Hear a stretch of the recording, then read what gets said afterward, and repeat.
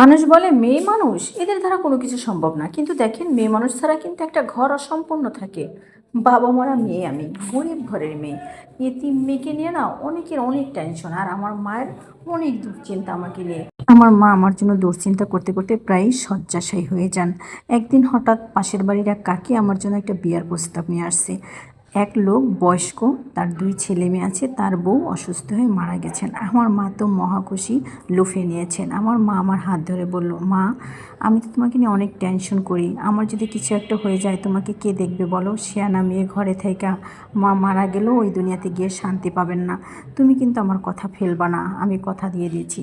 আমি আমার মায়ের হাত শক্ত করে ধরলাম, কিচ্ছু বলতে পারলাম না। মায়ের চোখের পানি আমার সব ভাষা মুছে দিয়েছে। বিয়ে হয়ে গেল, চলে আসলাম শ্বশুরবাড়িতে। এসে দেখি আমার যে হাজব্যান্ড আমি এতদিন দেখি নাই, আমি বিয়ে করে এসে তাদের বাড়িতে এসে তার মুখখান দেখলাম, দেখে তো আমার পায়ের মাটি সরে গেল। তারপরও আমার কিছু করার ছিল না, আমার কান্না আসতেছিল না, আমার চোখে পানি নেই। কে যেন একজন এসে একটা বাচ্চা কোলে দিয়ে বলল যে এই যে তোমার বাচ্চা লও। আর মেয়েটাকে বললো এই তোমার নতুন মা। আমার কোলে বাচ্চা দেওয়ার পরে আমার কলিজার শুকানো কলিজাটা মনে হয় একটু একটু করে শীতল হয়ে যাচ্ছে। আমি ওর হাতে হাত রাখলাম, ও আমার হাতের আঙ্গুল শক্ত করে ধরলো, আমার মুখের দিক তাকিয়ে একটা হাসি দিল, মায়াবী হাসি। সেই হাসিতে আমি সব কিছু ভুলে গেলাম। ভাবলাম এটাই আমার জীবন। শুরু করলাম সংসার। পরের দিন থেকে যুদ্ধ। কত মানুষ কত কথা আমাকে নিয়ে বলে, কেউ বলে লুবি, কেউ বলে এর মনে হয় আগে বিয়ে হয়েছে, কেউ বলে গরিব ঘরের মেয়ে।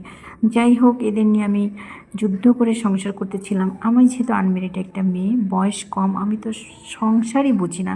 সেখানে 2টা বাচ্চা লালন পালন করা, স্বামীর দেখশোনা করা, মানুষ আমার আত্মীয় স্বজন শ্বশুরবাড়ির সবাই আমার ভুল ধরতে থাকলো। কেউ বলল অন্যের ঘরের মেয়ে ছেলে মেয়ে দেখে আমি যত্ন করি না, কেউ একদিন দেয় 3 দিনের জন্য নিয়ে যায়, পরে ওরা আবার অসুস্থ হলে আমার খুব কষ্ট করে টেক কেয়ার করতে হয়। এভাবে তো আর চলতে পারে না। আমি শক্ত হাতে হাল ধরলাম, আমি প্রতিবাদ করা শিখে গেলাম। আমার বাচ্চা আমিই দেখব। শুরু হলো প্রতিবাদী জীবন। বাচ্চাদের নিয়ে লড়ে যাচ্ছি। বাচ্চারা একটু একটু করে বড় হলো, বাচ্চারাও আমাকে ভালোবাসতে শুরু করলো, বিশ্বাস করতে শুরু করলো। অনেকে এসে আমাকে শোনায়, কি গো তুমি বাচ্চা নাও না কেন?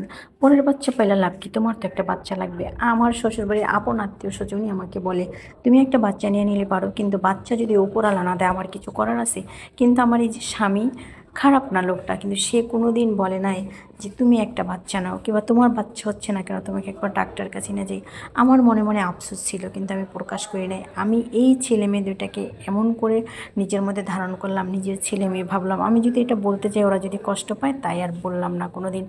তবে এটা ঠিক, আমাকে কখনো কোনোদিন কেউ ডাক্তার কাছেও নিয়ে যায় নাই, কবিরাজের কাছেও নিয়ে যায় নাই। কিন্তু আমার তো আর বাপ মা নাই, কি আমাকে নিয়ে ভাববে বলেন তো?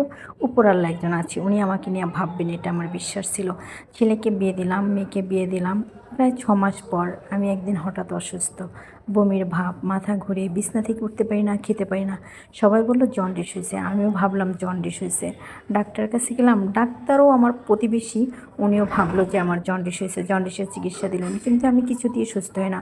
হঠাৎ একদিন আমার স্বামী বলে, দেখো তো তুমি মনে হয় মা হতে যাচ্ছ, পরীক্ষা করো। পরীক্ষা করতে গেলাম, অনেক পরীক্ষার পরে ধরা পড়লো আমি মা হতে যাচ্ছি। এই যে কি আনন্দ, সেটা বলে বোঝাতে পারবো না। আলহামদুলিল্লাহ, আমার মতো খুশি আর তখন কেউ নাই। দেখেন 2টা ছেলে মেয়ে মানুষ করলাম, বিয়ে শাদী দিলাম, এখন আমি একা। মানে এখন আমাকে আল্লাহ একটা বাচ্চা দিয়েছেন। আল্লাহর কি অশেষ রহমত, আল্লাহর হিসাব বুঝে মেলানো যাবে না। আল্লাহর প্রতি আমার অগাধ বিশ্বাস, আল্লাহ আমাকে ঠকাবেন না। আর আপনি যদি কাউকে মন থেকে ভালোবাসেন, আপনি দ্বিগুণ ভালোবাসা আল্লাহর তরফ থেকে এমনিই পাবেন।